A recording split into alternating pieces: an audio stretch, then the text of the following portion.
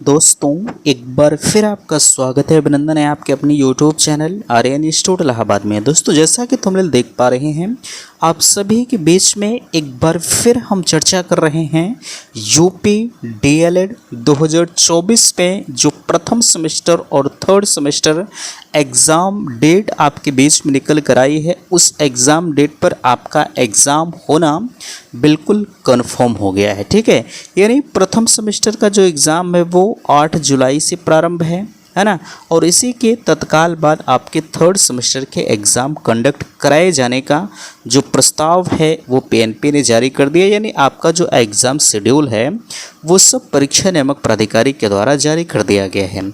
लगातार आपके मैसेज आ रहे हैं कि भैया आखिरकार हमारा एग्ज़ाम फॉर्म भरा गया या नहीं भरा गया, हम कैसे चेक करें।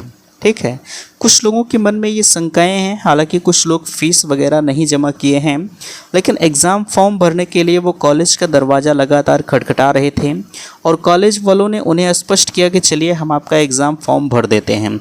लेकिन वो थोड़ा सा उनकी चाल से संतुष्ट नहीं हैं।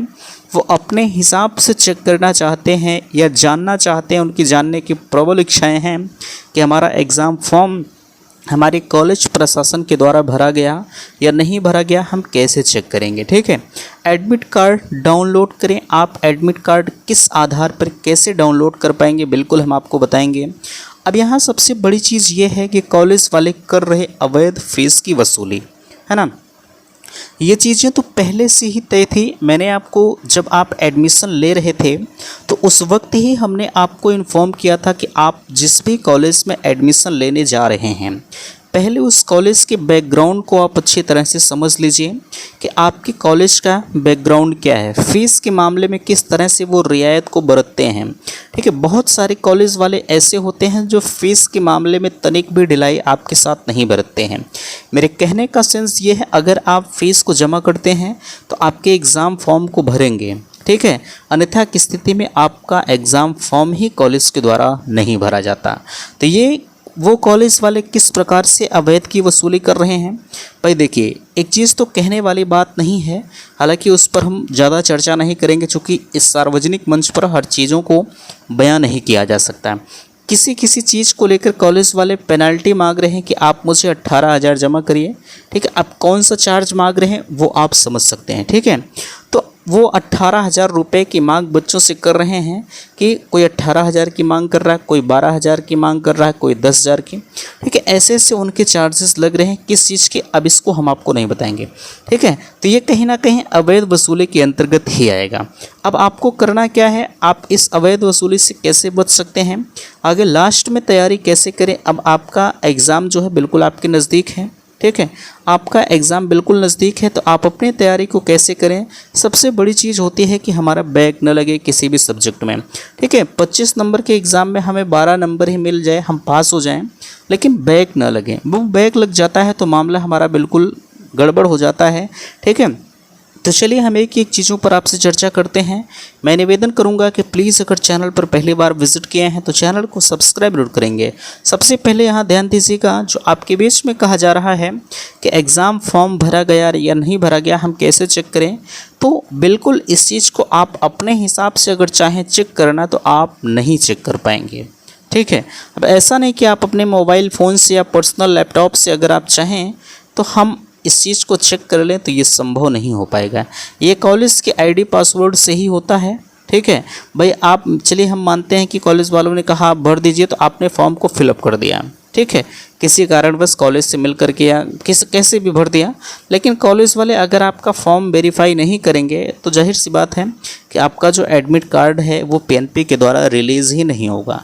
ठीक है, तो इस वजह से आप अपने एग्ज़ाम फॉर्म को भरा गया या नहीं भरा गया कैसे चेक करें, तो आप ये चेक नहीं कर पाएंगे। बिल्कुल इसके लिए आप परेशान ना होइए, परेशान होने का कोई मतलब भी नहीं निकलता। ठीक है, चलिए एडमिट कार्ड डाउनलोड करें। देखिए, लगातार आप एडमिट कार्ड के बारे में पूछ रहे हैं कि आखिरकार हमारा एडमिट कार्ड कब आएगा।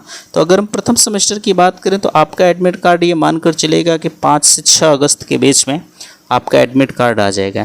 क्योंकि भैया 2 से 3 दिनों पहले आपका एडमिट कार्ड आता है। इससे पहले अगर आप 4 दिन पहले चाहें एडमिट कार्ड हमारा निकल जाए तो ये संभव नहीं हो पाएगा। ठीक है, 2-3 दिन पहले आपका एडमिट कार्ड आएगा।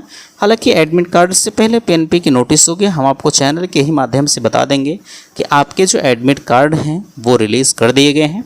आप स्वतः डाउनलोड कैसे कर पाएंगे इसको भी हम बताएंगे। हालांकि अभी तक का ये रिकॉर्ड है कि आप एडमिट कार्ड को स्वतः डाउनलोड नहीं कर पाते हैं, ये कॉलेज के द्वारा डाउनलोड होता है। उसके बाद आपके संबंधित डाइट पर जाता है सिग्नेचर होने के लिए, डाइट प्राचार्य की सिग्नेचर होती तब जाके आपका एडमिट कार्ड वेरीफाई हो जाता है। ठीक है, चलिए अब यहाँ देखिए कॉलेज वाले कर रहे अवैध फीस की वसूली। मैं बार बार आपसे कहता हूँ जब भी आप एडमिशन लीजिए, जो 2024 में सत्र में एडमिशन लेंगे खासकर उनको मैं ये आगाह करना चाहूँगा कि आप ऐसे कॉलेज से सावधान रहें जहाँ पर अवैध फीस की वसूली होती है। मैं बार बार कहता हूँ कि कॉलेज वाले कहते कुछ हैं और करते कुछ हैं, क्योंकि उनके कहने और करने में बड़ा अंतर होता है। ठीक है, तो बिल्कुल आप उनसे थोड़ा सा सतर्क हो जाइए, सावधान हो जाइए, है ना। अब यही चीज़ें हैं, अगर एक बार आपको फंसा लेंगे तो अगले 4 सेमेस्टर तक आपको परेशान करेंगे। ठीक है, और चारों सेमेस्टर में आपसे अवैध वसूली करते रहेंगे। इस वजह से आप पहले से सावधान हो जाइए। देखिए अब इसके संदर्भ में हम कुछ नहीं कर सकते।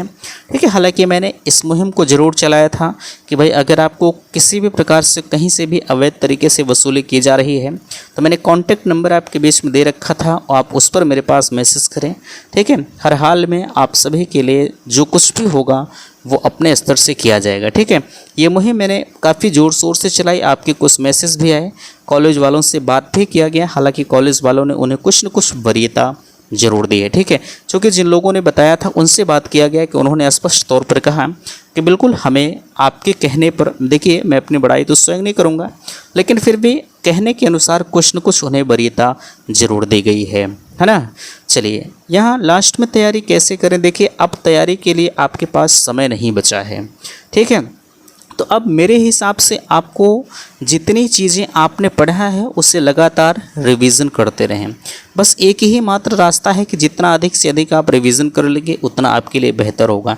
क्योंकि इस परीक्षा में आप एग्जामिनर को बरगला नहीं पाएंगे, और एग्जामिनर को जब बरगला नहीं पाएंगे, अब भाई 2 नंबर के क्वेश्चन में 1 नंबर के क्वेश्चन के आंसर में आप क्या एग्जामिनर को बरगलाएंगे। मेरे हिसाब से ऐसा नहीं हो पाएगा। बेहतर यही है आपके लिए कि आप अच्छी तरह से पढ़ाई करें। पढ़ाई करने के बाद ही आपके लिए एक बेहतर रास्ता अवश्य खुलेगा, बैक नहीं लगेगा। बिल्कुल मैं कहना चाहूँगा आपसे कि अगर आप अभी से अगर आपने अभी तक कुछ भी नहीं पढ़ा यार, ठीक है, तो आप अभी से ही जो है पढ़ाई शुरू कर दीजिए। आपके पास जो भी 10-12 दिन बचा हुआ है, ठीक है, आप उसमें एक अच्छे खासे स्कोर को ज़रूर ला सकते हैं। ठीक है, तो फिलहाल के लिए उम्मीद करते हैं कि बातें आप सभी को समझ में आई हैं। प्लीज़ वीडियो को लाइक कीजिएगा, शेयर कीजिएगा, और चैनल पर पहली बार विजिट किए हैं तो चैनल को सब्सक्राइब कीजिएगा। वीडियो समाप्त करते, थैंक्स, धन्यवाद।